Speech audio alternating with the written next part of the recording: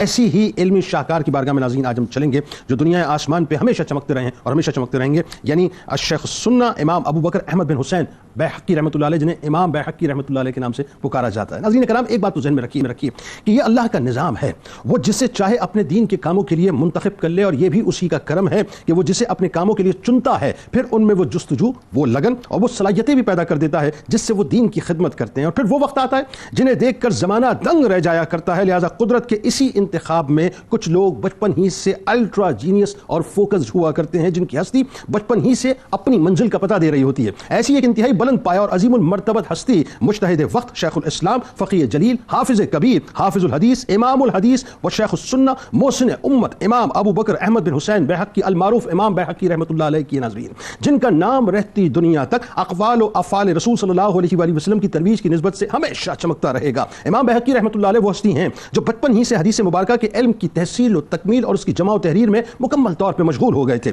علم و فضل سے معمور ماحول میں پرورش پائی، ابتدائی لکھنا پڑھنا مقامی مکاتب میں سیکھا، اور پھر اس کے بعد تقریباً 15 برس کی عمر میں باقاعدہ علمی مجالس میں شرکت شروع کی اور ہمتاً ہوش حصول علم میں مشغول ہو گئے۔ آپ رحمۃ اللہ علیہ نے اکتساب علم کے لیے متعدد مقامات اور علمی مراکز کا سفر بھی کیا۔ بڑی عجیب شخصیات ہوتی ہیں صاحب یہ، جن کو اللہ تبارک و تعالیٰ منتخب کرتا ہے، وہ عقل سے پھر ماورا نظر آتی ہے۔ یعنی پہلے بیہق سے نشاپور تشریف لے گئے، پھر خراسان کے اکابر علماء محدثین سے استفادہ کرنے کے بعد آپ نے عراق، جبال اور حجاز کے مختلف اہم شہروں جن میں بغداد، مکہ اور کوفہ وغیرہ شامل ہے، وہاں کا آپ نے باقاعدہ سفر کیا۔ ناظرین کرام، سلف الصالحین کا خصوصی امتیاز یہ تھا کہ جس قدر ان کے پاس علم کی دولت ہوتی تھی، آج تو معاملہ یہ کہ ہمیں علمی ہیضہ ہو جایا کرتا ہے نا، ان کے پاس معاملہ ہوتا ہے، جس قدر ان پہ علم کی دولت جو ہے وہ برسائی جاتی تھی، اسی قدر ان کی زندگی عمل صالح سے مکمل طور پہ معمور ہو جایا کرتی تھی، اور وہ انتہائی با عمل، یعنی ایک حقیقی چلتی پھرتی تصویر ایک مسلمان کی حیثیت سے نظر آتے تھے۔ بلکہ ایسا ہی ناظرین کچھ معاملہ حضرت امام بیہقی رحمۃ اللہ علیہ کی طرز زندگی کا تھا کہ آپ رحمۃ اللہ علیہ کا خصوصی امتیاز یہ تھا کہ سنت نبوی صلی اللہ علیہ وآلہ وسلم کی محبت میں مکمل طور پہ فنا، دنیا سے بے رغبتی آپ کا شوق، تھوڑے مال پر اکتفا کرنا آپ کا شیوا،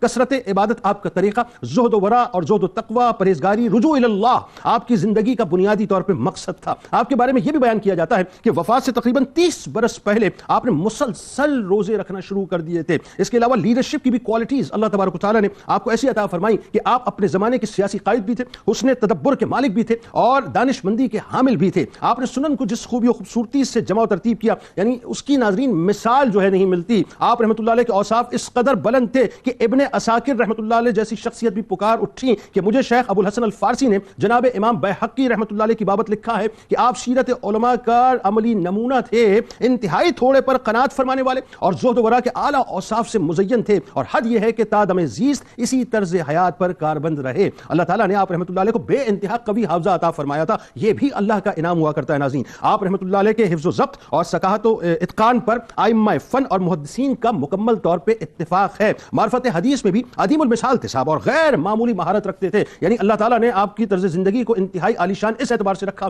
کہ علم کا سمندر اگر آپ کو کہا جائے تو غلط نہ ہوگا۔ یعنی آپ سوچیے ناظرین کرام کہ حق تعالیٰ نے ان کے علم میں غیر معمولی برکت اور فہم میں نہایت بصیرت عطا فرمائی تھی۔ ان کی یادگار ایسی عجب تصانیف ہیں جو ان سے پہلے لوگ نہ لکھ سکے تھے۔ امام بیہقی رحمۃ اللہ علیہ ناظرین گون اگون کمالات میں جو ہے وہ یہ سمجھ لیجئے کہ یکتا نظر آتے تھے۔ ان کی ذات کو مسلمانوں کا امام اور مقتدی، یعنی امام اور مقتدا کہا جائے تو غلط نہ ہوگا۔ تمام جتنے بھی سیرت نگار ہیں وہ ان کی امامت کے فن کے مکمل طور پہ معترف تھے۔ آئیے آج انہی کی بارگاہ میں چلتے ہیں کہ جن کے احسانات اس امت پر بے انتہا